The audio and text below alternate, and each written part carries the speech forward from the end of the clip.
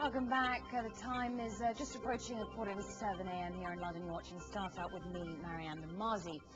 Now, we turn our focus to Sri Lanka, a country which has been torn by 3 decades of ethnic civil war. But it's hoped the re-election of President Mahinda Rajapaksa will usher in a new chapter. It won't be an easy road, though. His country's economy has been left crippled by the war. Inflation topped 20% in the first 10 months of 2008. Still, there are signs of changes. A $2.6 billion loan by the IMF, a bailout package that was agreed back in July. In return, the country has agreed to shrink its budget deficit to 5% of GDP. But that will leave the government with little left in its coffers. Part of Rajapaksa's proposals for growth will be to spend approximately $4 billion on building infrastructure, railways and power plants, which will create jobs and boost the economy. Well, the success of Rajapaksa's plans will also depend on how well Sri Lanka can balance its monetary policy. Joining us now to discuss his country's economic prospects is Ajis Nivad Cabral, Governor of the Central Bank of Sri Lanka. Thank you very much and you for coming in to speak to us. So, as we were saying, a very significant election last month. President Mahinda Rajapaksa was re-elected. The country has also now emerged from civil war, a conflict that spanned 30 years. What are your economic priorities over the next year or so? What are you aiming to do? We will be concentrating on development. We have been, to some extent, thwarted in our efforts to develop the country as a result of the conflict that was raging.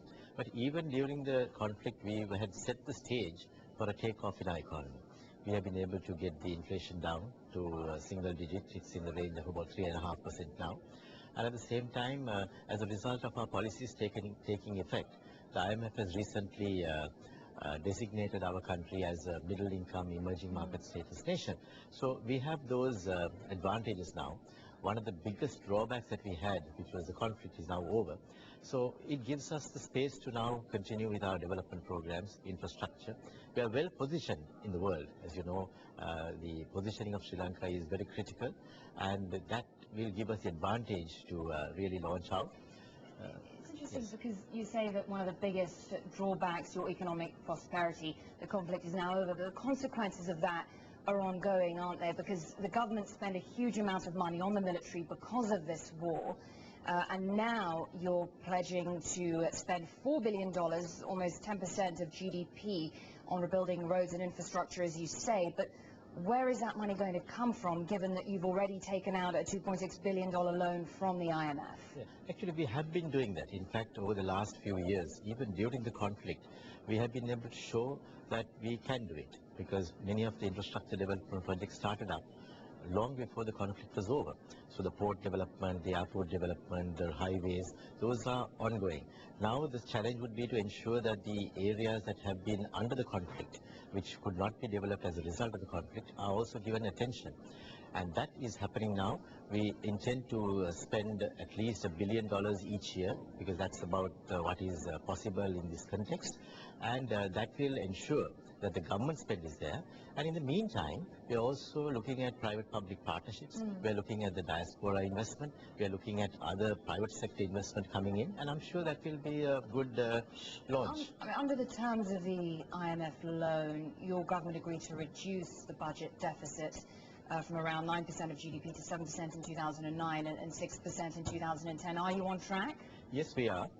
It has certain flexibilities also provided under the agreement, that in the event that there are certain expenditure or investment which is on a development basis, that it will have a certain facility for us to sometimes exceed that, because it is for a good purpose.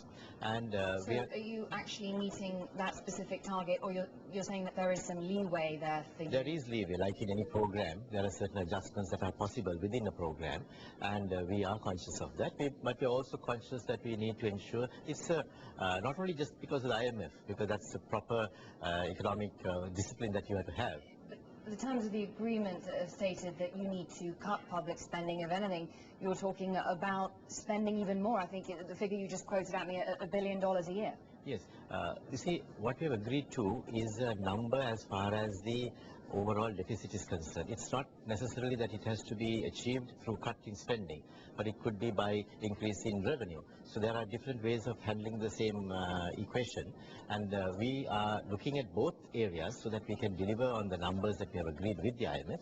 At the same time, we have a priority for development, we have a priority for reconstruction, and that also would be met at the same time.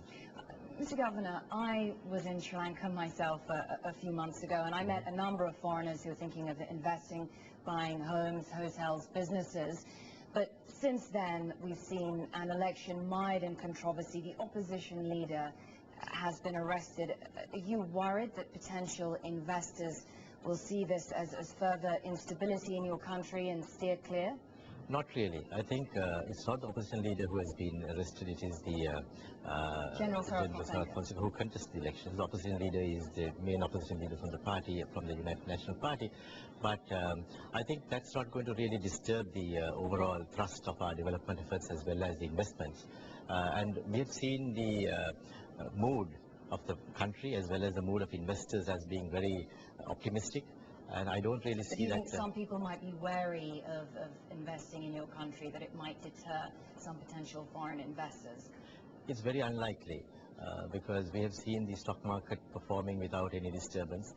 We have seen the request for information in relation to investment not in any way dwindling. So we are quite clear that it will not be.